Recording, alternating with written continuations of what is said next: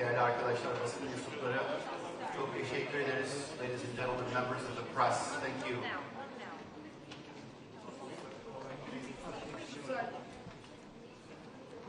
Members of the press, thank you for your attention.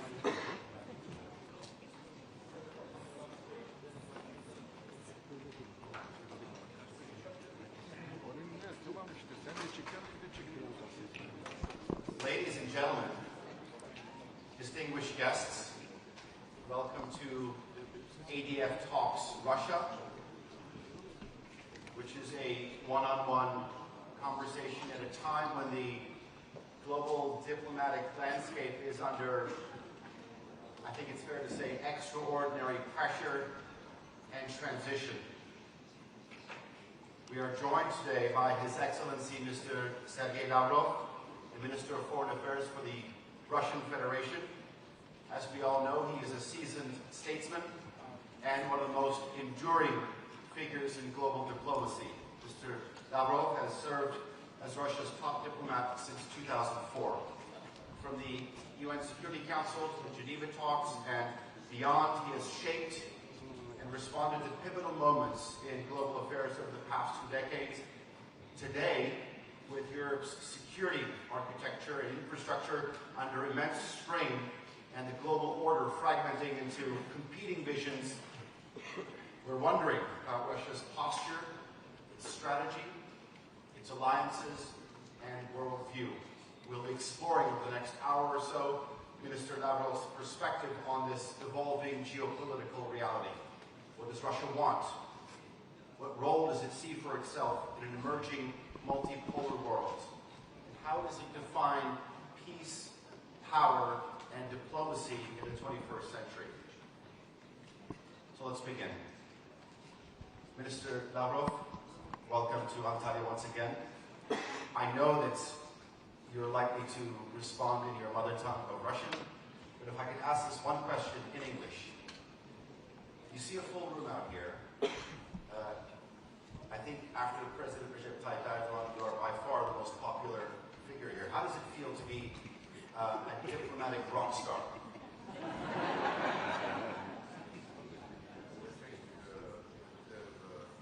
Heads of state should be a real rock star. There's nothing wrong with diplomats being what they are.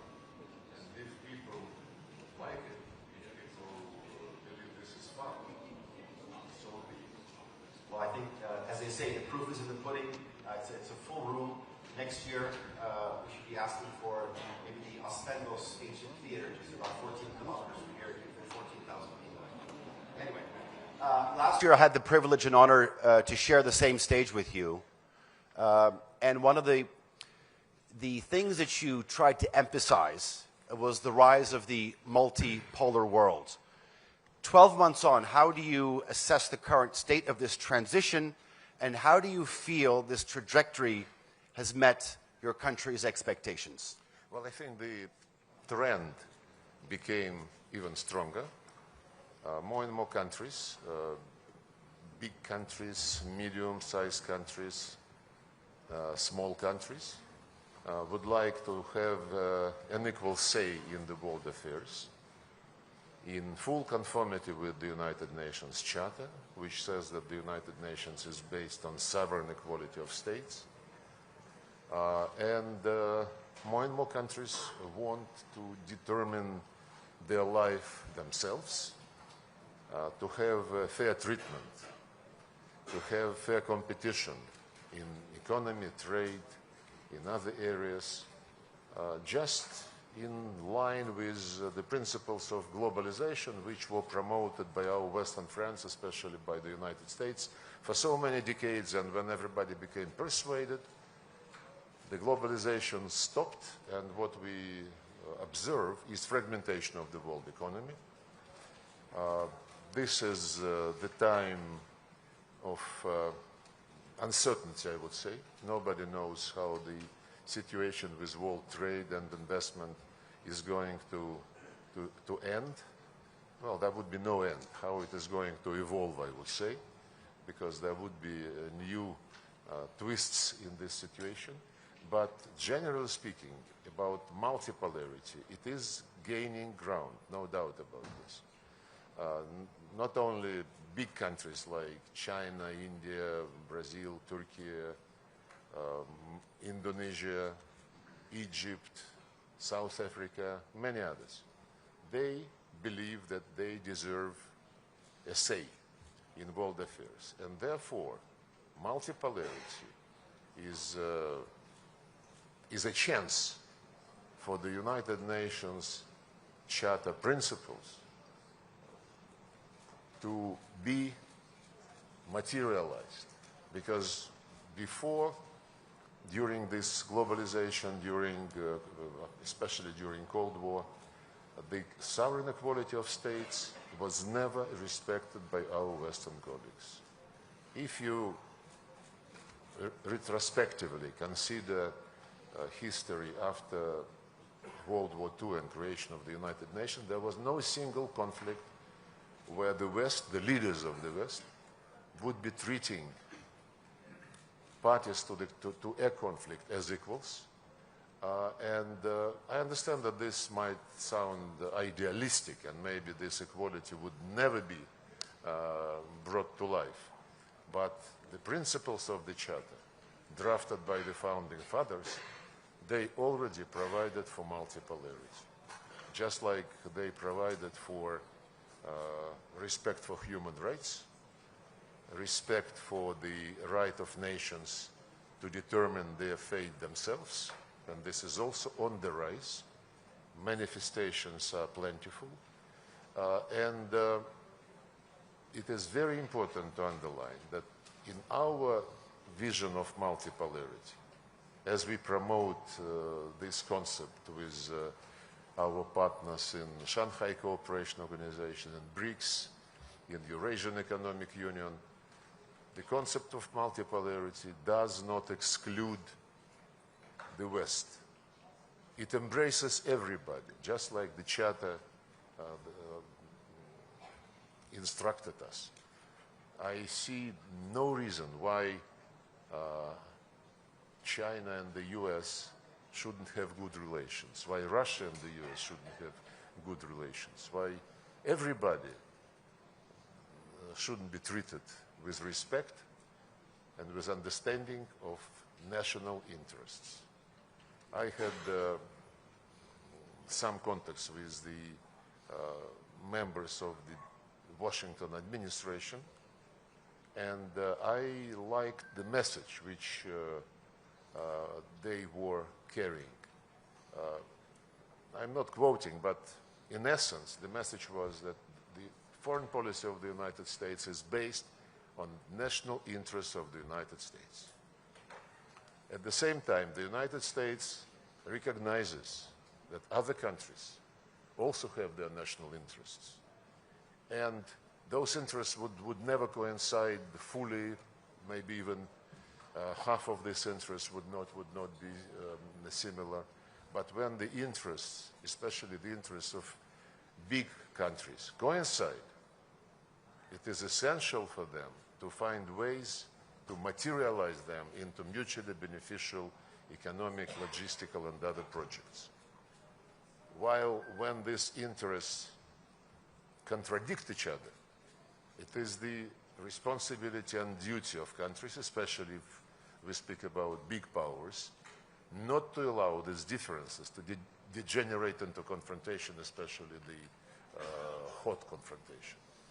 And this is something which we absolutely support. We have been acting the same way throughout our history.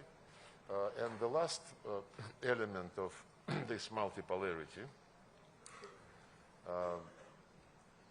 in our common region, the security issues after World War II have been addressed from the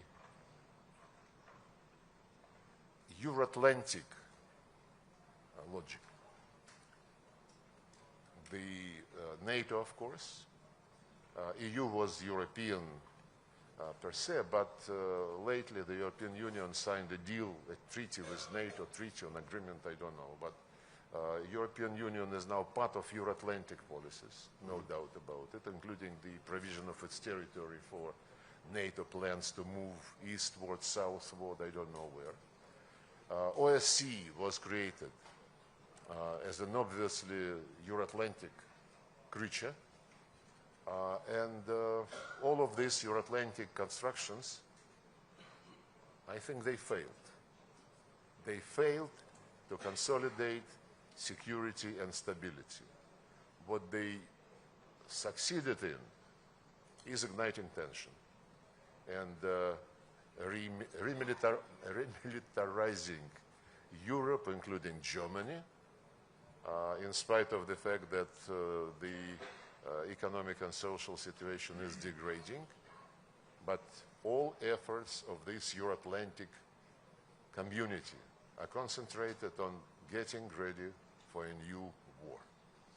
And Germany, together with France and Britain, are in the lead of this.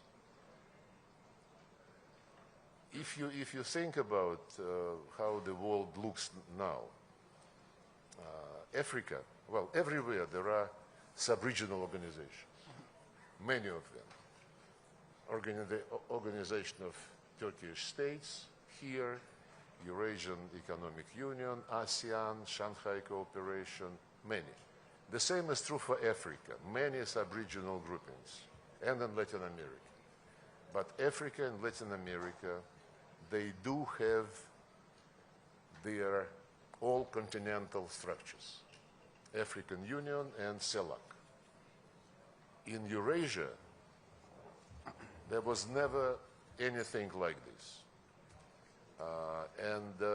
As I said, the attempts to bring some big unifying projects were only made on the basis of Euro-Atlantic concept. President Putin, last year when he spoke in the foreign ministry, he suggested to consider the discussion of the potential security architecture in Eurasia as a continent. Architecture where all countries, without exceptions, including the western part of the continent, will be invited to participate, where all regional arrangements would be invited to join.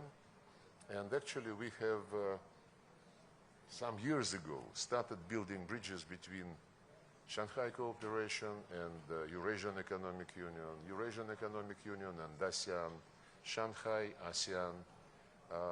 We have been also planning contacts between these groups and, for example, Gulf Cooperation Council, which is also a security but also an economic organization. And about 10 years ago, we started building these bridges without having anything in mind in the security area, but economically, logistically, finding ways to cooperate, to join efforts, to harmonize plans. And this is a promising process. We call it Great Eurasian Partnership. And this is something like potential material foundation for the future security system, open to all countries and organizations representing Eurasia continent. So I think we are in favor of interactive discussion, so I, with your permission, stop here. No, please, by all means. Do you feel that it's perhaps the West's failure, some of the institutions and bodies that they have set up after World War II? You've described it as a failure. That's how you said. And the fact that you're talking about a greater Eurasia partnership, aside the military, aside the strategic perspective, is that a success in the 21st century? No, we cannot call a success something which is just being born in the minds of people. But the process of, analyzing the situation is based on the failures of the Euro-Atlantic models of security. NATO should have been dissolved in the first place. after the Soviet Union ceased to exist, after the Warsaw Treaty ceased to exist. And there were voices in the West saying, guys, let's now concentrate on OSCE. Let's give it some push, and let's be all in one organization. NATO, you know, the promises given to Gorbachev, then to Yeltsin, and there are memoirs where some people ask, why didn't you insist on a written guarantee when Jim Baker said NATO would not move an inch to the west, to the east? My answer, it just occurred to me. You know, in the Russian history, since 17th, 18th century, when the trade was booming, nobody signed any contracts. They shook hands. It was a word of honor? They shook hands, the word of honor, and it was never violated. So probably those who were running NATO at the time of we are discussing didn't have any relatives in the former Tsarist Empire, which is not my fault, and did not inherit those traditions. But NATO not only stayed, remained, it was basically announced that this would be the only organization which can guarantee your security. 1999, Istanbul, summit of OSCE, the solemn declaration is adopted, which among other things said, security is equal and indivisible.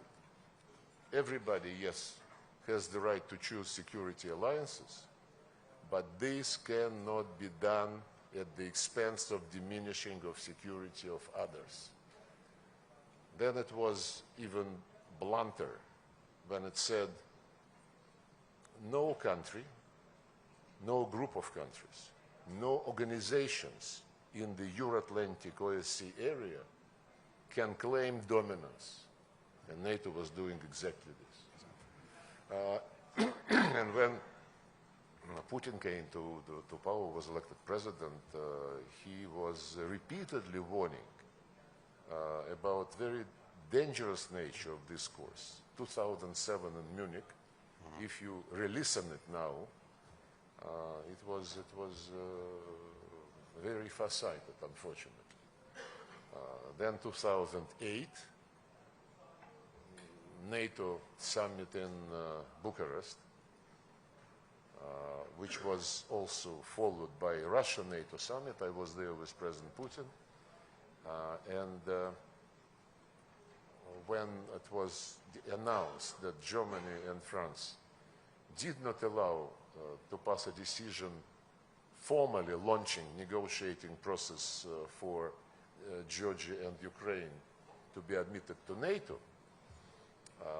the Germans and the French were proud. They said, but they included in the declaration the statement that Georgia and Ukraine will be in NATO. When Putin asked Merkel, what is the difference? She said, no, this is just a political statement. And what we managed to avoid was a legal process to be launched. But frankly, it's childish. Because Saakashvili lost his brains a few months after Bucharest, when he ordered the attack of the Russian peacekeepers in South Ossetia, violated the OSCE-endorsed agreement, and so on and so forth. Then, in 2010, in Astana, this was the last summit of OSCE so far, the Istanbul formula was repeated verbatim.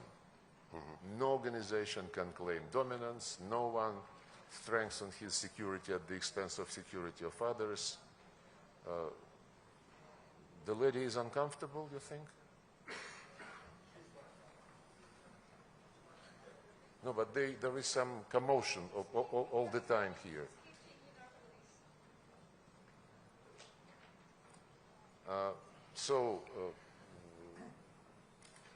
And then, when this NATO expansion continued and when it was clear that these principles promulgated in OSCE about equal and indivisible security, that they were not being implemented, then we suggested to have the same language and codify it in a legally binding agreement.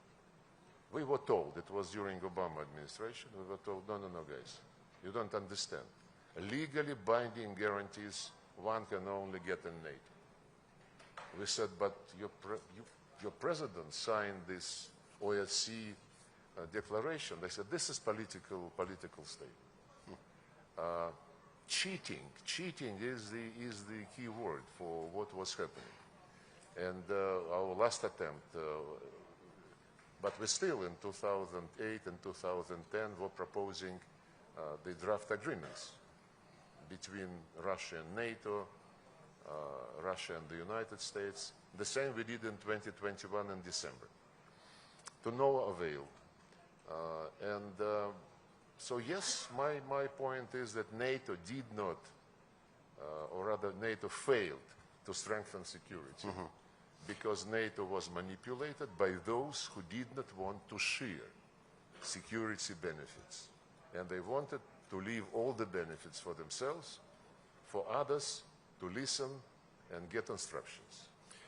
OSCE, another Euro-Atlantic creature, has failed a few years ago when the basic principle of consensus was grossly violated by the people who replaced each other at the position of the chair in office, at the Secretary General position, all the institutions, national minorities, freedom of media, what else? You see, I even forget about some institutions, which means that OSCE is not on anybody's mind anymore. Yes, they failed. We are not suggesting, to have another closed club. All continents have their own continental roofs, if you wish, not in Eurasia. And Eurasia is the biggest, the richest, I would say. Well, Africa is also very rich, but it is not yet opening up this potential. And if you speak from civilizational point of view, the number of great civilizations coming from that area, coming from Eurasia, including this one, and including China, including Persia, India. Russia is younger, but you would forgive me if I also say that it's a great one. Indeed. Minister Lavrov, you've stated here quite... Would you like some water, sir? Is that what you're looking for? Okay. NATO's desire for eastward expansion is the root problem, and then you went on to say that the OSCE is another chapter in this cheating. Do you feel that there is a viable path? I'm not saying return, a viable path to cooperative security on the European continent? Cooperative security is one of the terms used in NATO, in European Union, in OSCE. It all depends. Frankly, we are just at the beginning of the process. We don't want to rush things.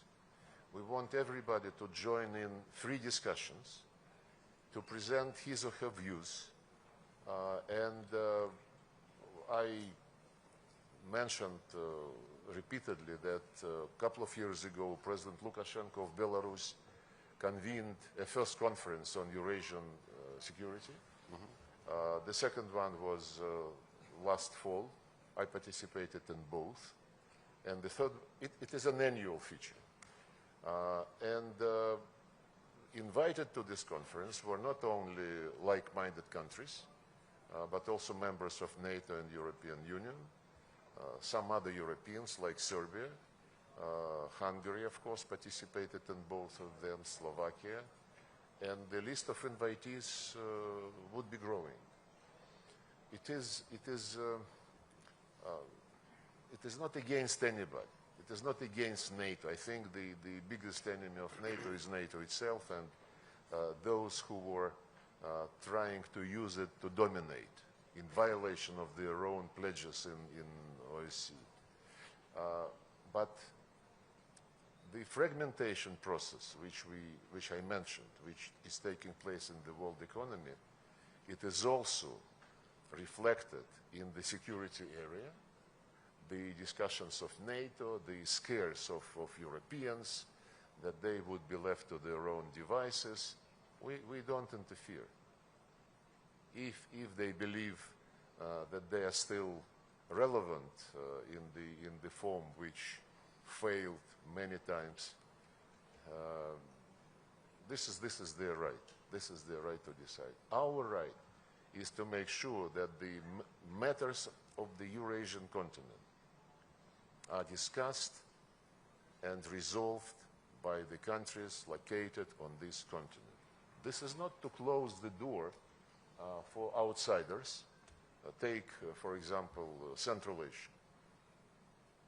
The 5+1 format is, I think, mushrooming 10 or 12 groups like this, with US, with European Union, separately with France, with Germany, Japan, South Korea, Turkey, Russia, of course. I just had yesterday the meeting with 5 foreign ministers of Central Asian countries.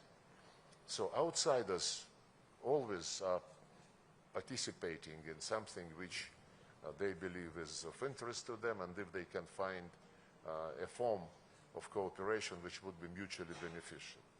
We cooperate with many countries in Africa, in Latin America, so do Western countries. Turkey in Africa is very much present.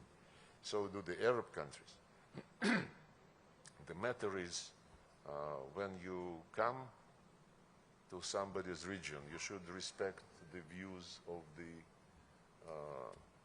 regionals, and host countries, if you wish, and not impose your rules, like our European and British colleagues are running all over the world.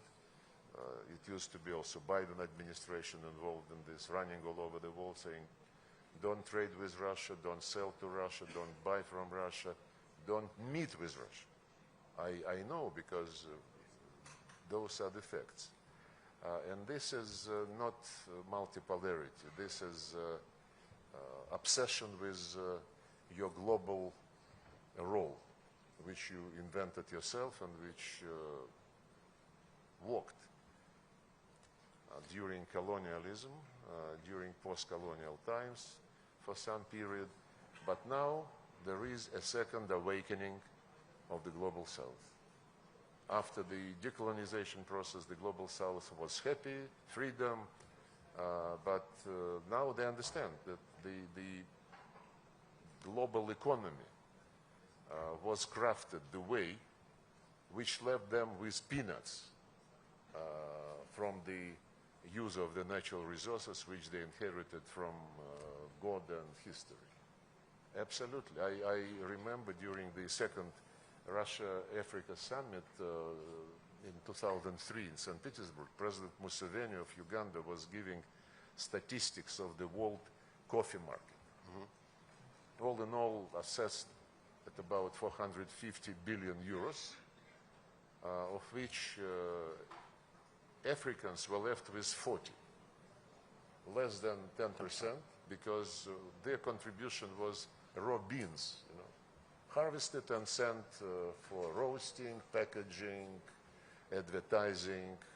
Germany alone was getting more from the world coffee market than all African countries together. So this awakening is inevitable.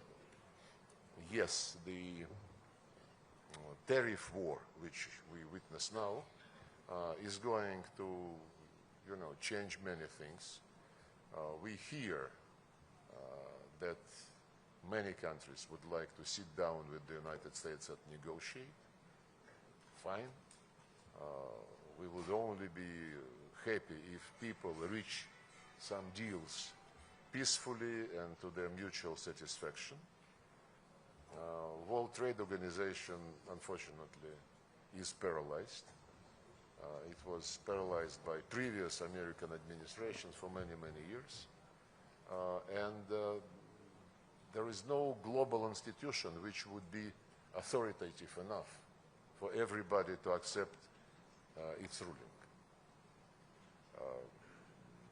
So I believe we just must have these discussions about security, Eurasian security, but in the context of the multipolarity movement, which is shaping itself up objectively. You've mentioned on many occasions that your country's relationship with Western neighbors essentially depends on their willingness to acknowledge and rectify some mistakes. You've gone over some of them in the past 15, 20 minutes. But I want to ask, and we talked about the U.S. administration, how is it like to have Donald Trump on the other side? Is it easier because in the last 48 hours, all of a sudden we're talking about the possible lifting of sanctions against your country's flagship airline, Aeroflot. We had the release of Ksenia Karelina, the ballerina. Is there a potential for more movement? There is always a potential. And as I said in my opening remarks, nothing wrong if the US and Russia have good relations, if US and China have good relations. And what is going on between us and the Trump administration is really a very banal thing. Countries talk to each other without dictating to each other, without asking for any precondition. They just talk to each other. China and the United States, they have many differences. Russia was doctrinated by Biden administration as the immediate threat, China as the long-term biggest challenge to the American dominance. So competition in the world of economy, you see what kind of forms it acquires. Taiwan, the situation in the Strait of Taiwan, the situation in South China Sea, who is going to have more influence with countries of East, South Asia, and they exchange statements, China and the United States, which are not very pleasant to each other, including on Taiwan. When the West, headed by the United States and other Western countries, they say we recognize, we follow one China policy, but they immediately add, but don't even think of touching the status quo. And what is status quo? It is not. It is not one China policy. From time to time we hear from Washington the threats to Beijing. Don't even think of using force. This would be catastrophic. So they exchange niceties publicly, but they never stopped talking to each other at the level of foreign ministers, ministers of defense, national security advisors, and presidents. Somehow Biden administration decided that with Russia it should be different. Russia must learn a lesson, and this lesson, this punishment, would be in the form of isolation. Stupid, to put it very politely, and not talking to each other. So Trump, what Trump is suggested is come back to normalcy, to stop this idiotic posture, which was, I think, not, which was a disgrace for the American role in the world affairs. Let me put it this way. Yes, we discuss bilateral relations, starting with the normalization of the work, of the conditions in which our embassies work. Obama administration started throwing out diplomats. He stole 5 pieces of diplomatic property, which are still under arrest. Just like Biden administration has stolen the Russian assets, and they are now thinking what to do with it so that not to create a precedent. They created precedent already, and if they believe that they should not touch the body of the stolen money, but they can steal the interest and spend it on Ukraine, look, this is disgusting logic, and it shows that neo-colonial thinking never left these people. But the embassy activities, issuing visas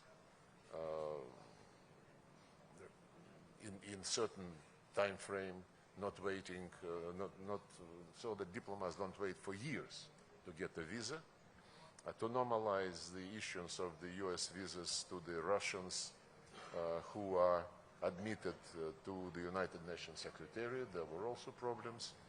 And yes, we want to see what joint project we can consider and discuss together. This was the proposal from the Americans. We never rejected proposals to cooperate in economy, in conflict resolution, never.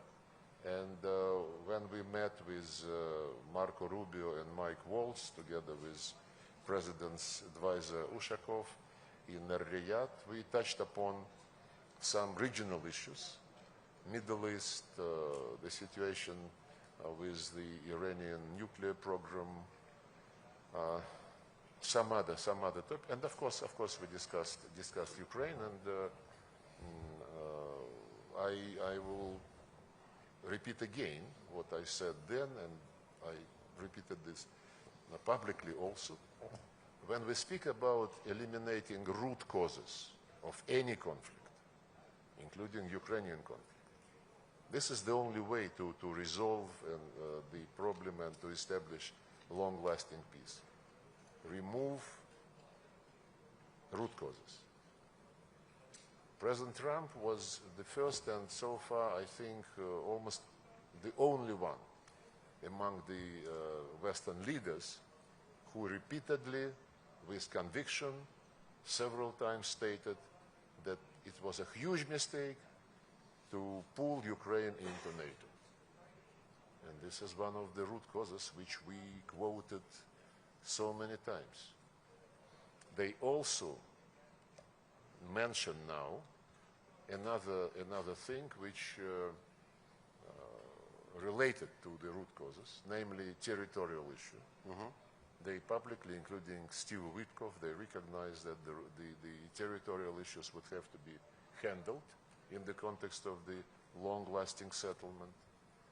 And this is the Americans. The Americans, yes. And I would like to, by the way, when Ukrainians and the US delegations in Riyadh agreed on some paper in favor of 30-day ceasefire, this was done in the context of the Americans saying NATO and territories inevitable. No NATO and discussion on the status of territories. Ukrainians and the people like Macron, Starmer, and Ursula von der Leyen, now they say Ukraine is in favor and Russia is against the ceasefire. But they lose sight, I think, on purpose, from the nuances, as Putin called them, NATO and territories. Because it is in the context of these aspects that the American proposal was put forward. Immediately after this was mentioned by the Americans, Zelensky administration said, NATO is none of your business. Territories we don't discuss. We need arms, arms, and arms. And then, since it was in time of discussions of this peacekeeping thing, Zelensky said, we don't need peacekeepers, we need fighting units. So the schizophrenia of this mutually exclusive statements is very obvious. But on territories, I want to make a very important point. Sure. We are not about territories. We are about people who live on these lands, whose ancestors lived there for centuries, who founded cities like Odessa, Catherine the Great, who built factories, who built roads, ports, and these people, by twist of history during the Soviet days, became not part of Russia, but part of Ukraine, because this was considered a consolidating factor to neutralize the ultra-radicals living in the western part of Ukraine when it joined the Soviet Union after the war. The people who live there, they are being deprived of all human rights. I quoted the UN Charter, which in Article 1 says everybody must respect the human rights of every individual, irrespective of race, gender, language, or religion. Religious and language rights of anybody who is ethnic Russian and lives on the territory which used to be Ukrainian Soviet Socialist Republic, they were deprived of their basic rights. The Russian language has been prohibited at all stages of education, in the areas of culture, media. Russian books have been thrown out of the libraries. The Nazis in Germany were burning them, but Ukrainians are much more smart. They utilize them and get money for this, you know. So, but everybody is happy. And recently, the canonic Ukrainian Orthodox Church was prohibited by law. They literally exterminate anything Russian. When in 2021 in September, long before the operation which we had to launch, Zelensky was asked in an interview what he thought, and at that time the Minsk agreement was still valid, though later Germans, the French and the Ukrainian president before Zelensky admitted that they never intended to implement them. They needed more time to arm Ukraine. Speaking of the ceasefire for 30 days, logic is the same. But in September 21, Zelensky was asked what he thought about the people on the other side of the line of contact in Donbass. And he said, trying to sound clever, you know, there are people and there are species. And my advice to those who live with Ukraine but feel associated with the Russian culture, for the sake of your kids, for the sake of your grandchildren, get out to Russia. And just a couple of weeks ago, in another interview, when he was asked what is driving him, you know, he said, hatred to Russia. The interviewer wanted to clarify to Putin. He said, no, to all Russians. And this is said by the person who, during his artistic days, was defending the right of Ukrainians to speak Russian. And he said, get lost. Don't even think about touching the Russian language. It's our history. So this is where we are. Hatred is not the best guide. Can you imagine By the way, I want to, maybe somebody knows, Israel never prohibited Arab language. No? I don't think so.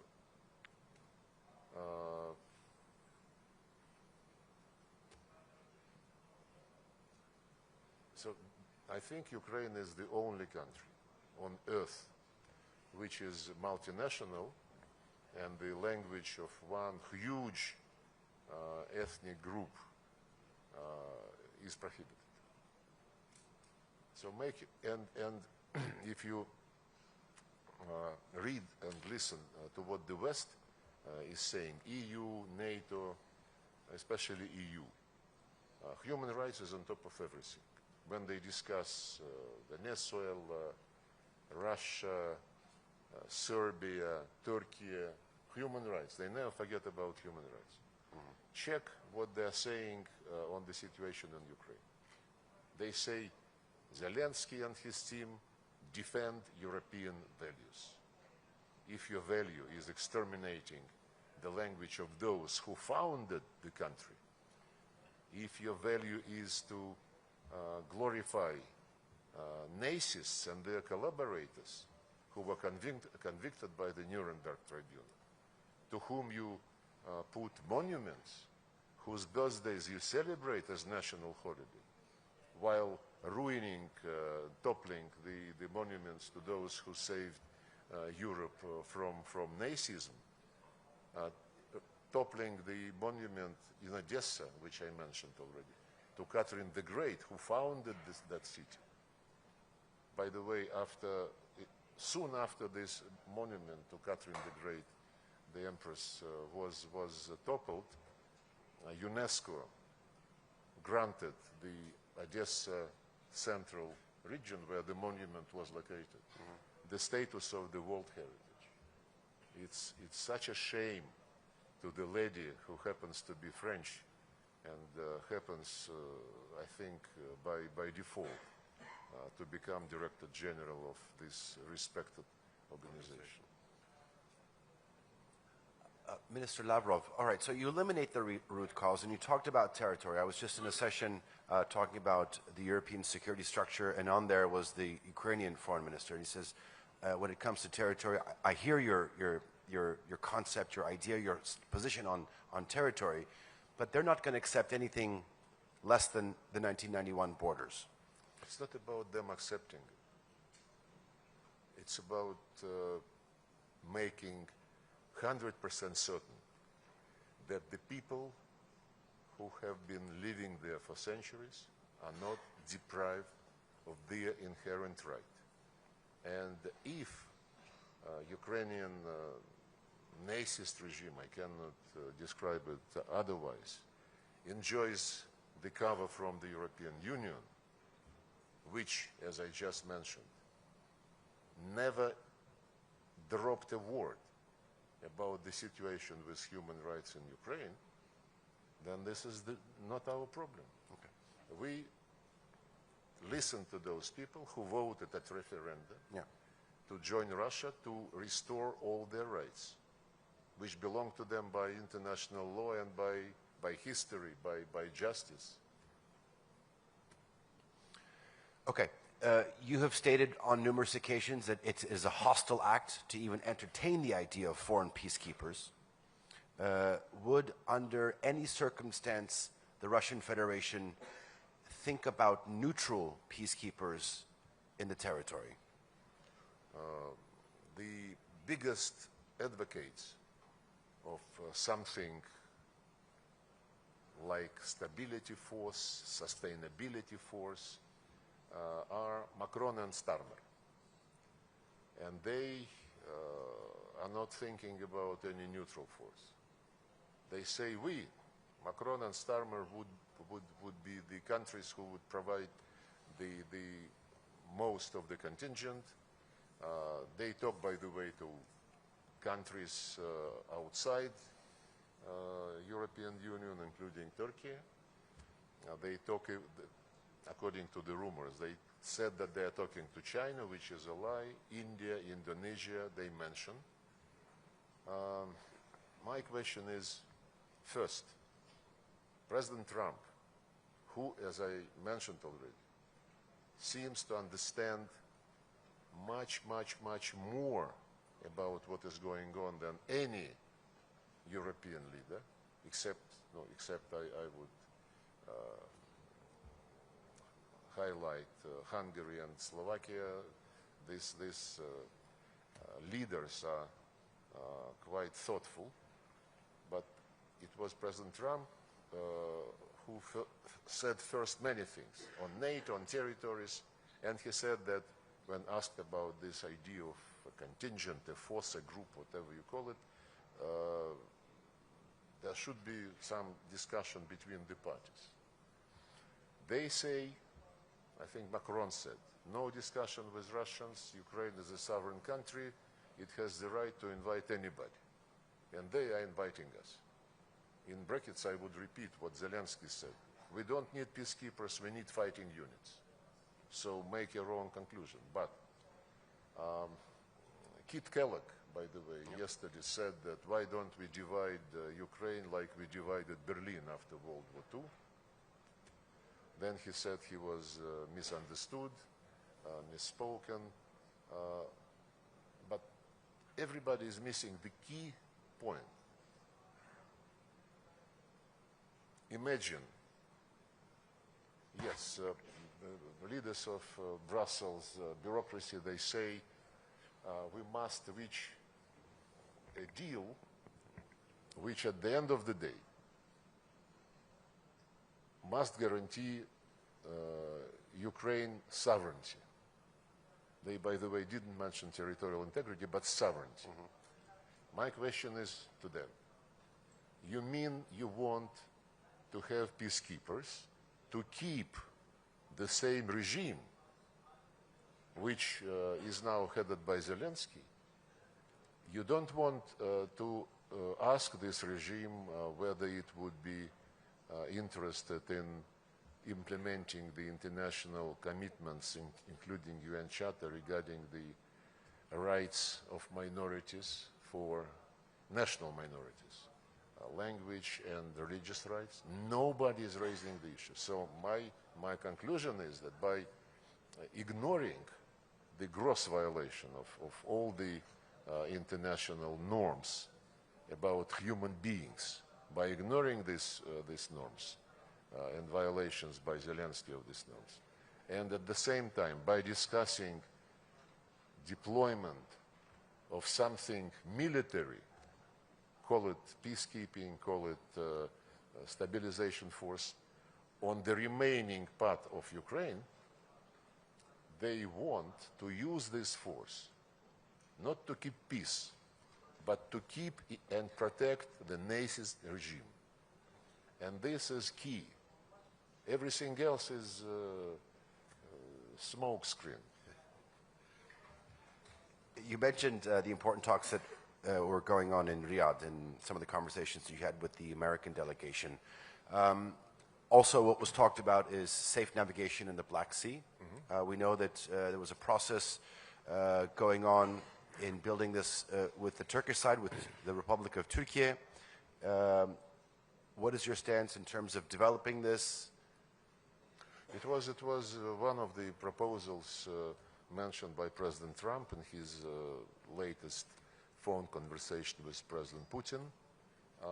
And President Putin said, okay, but we have to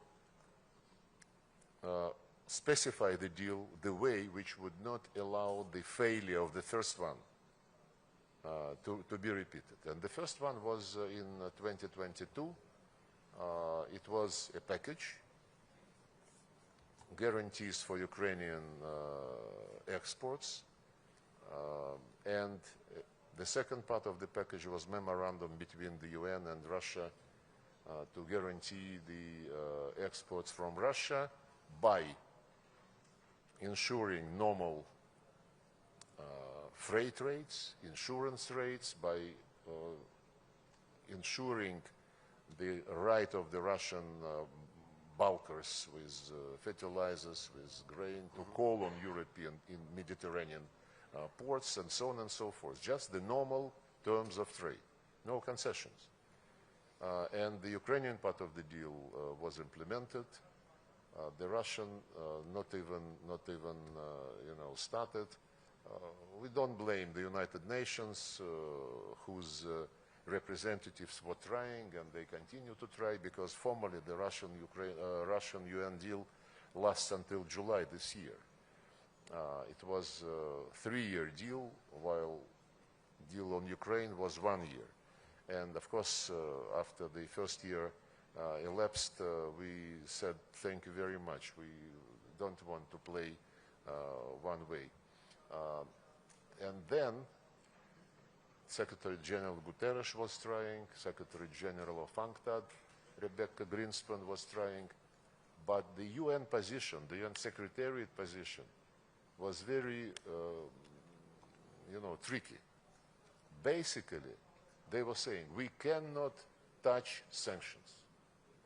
De facto, they recognized unilateral sanctions as legitimate. So they told us, we will try to find a way bypassing sanctions so that we don't violate them. And they have been trying to do this for almost 3 years, and to no avail. So when it is not for the first time that this Black Sea topic is popping up again. Last year, President Erdogan, I think in March, proposed to President Putin to resume the deal. He said that Zelensky is ready to cooperate. The proposal was different from the original deal, because the original deal provided for inspections of the Ukrainian cargo vessels going back to Ukrainian ports to make sure that they don't carry any weapons. Last year, the proposal by President Erdogan to President Putin was to trust me. It would be an announcement that there are no weapons on board, and it would be allowed to go. It was not an easy situation, but President Putin said that he will support it, provided President Erdogan used his good offices to discipline Ukrainians so that they don't violate. And then at the last moment, Zelensky refused. Even that? Even that. Actually, he first added, President Erdogan called President Putin and said Zelensky also wants to add commitment not to attack nuclear power stations. Putin said, okay, it has nothing to do with Black Sea traffic, but okay. And then when he agreed to this addition, Zelensky refused. So we are coming again and again to this situation. In the meantime, Ukrainians, frankly speaking, I don't think they complain about difficulties for their grain being exported. They send a lot on dumping prices to European Union. European Union is not happy, and instead of doing something about this situation for the sake of their citizens, Brussels people threaten to stop importing any grain from Russia. They're very specific leaders. They say that Kaja Kallas, Annalena Baerbock, they were saying yes when criticized by the people who saying we live worse than before. Yes, we understand, but our electorate should suffer for the sake of Ukraine.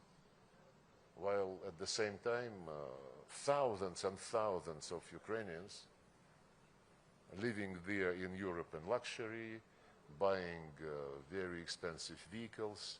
But this is what European elite calls European values, which they defend in the person of Zelensky regime.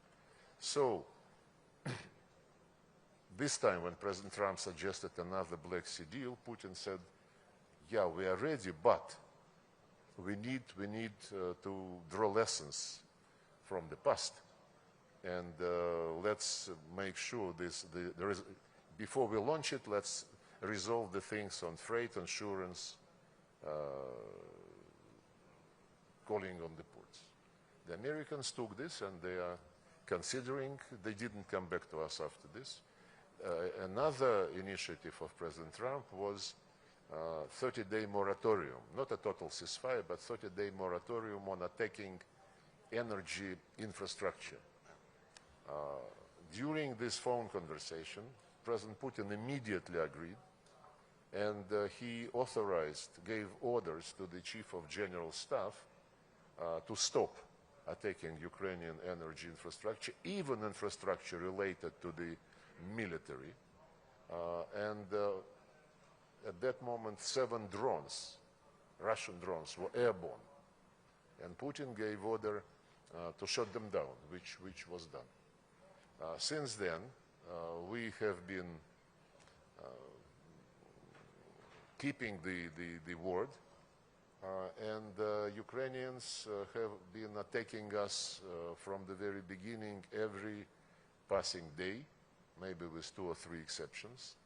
And I gave to our colleagues from Turkey, to Minister Fidan, what we give to Americans, to UN, to OSCE, the list of facts, listing the attacks by Ukraine during the last 3 weeks against Russian energy infrastructure. I understand he hates all Russians, so he gives orders. Either he gives orders and they are not taken, or he is lying that he is giving these orders. It's a tragedy. It's a tragedy, and has there been any direct or indirect contact by the Ukrainian side here in Antalya? Not to my knowledge. I came here to work.